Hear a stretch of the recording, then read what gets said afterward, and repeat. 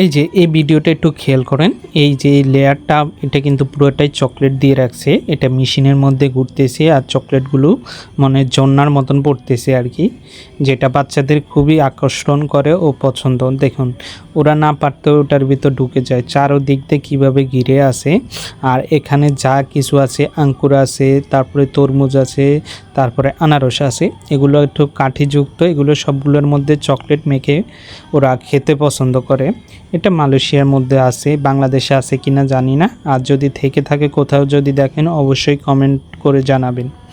আর দেখুন চারদিক দিয়ে কী সুন্দর লাগতেছে।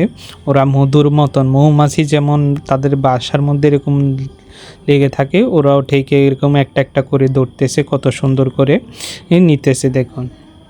আর সবাই আমার ভিডিওগুলো দেখবেন অবশ্যই।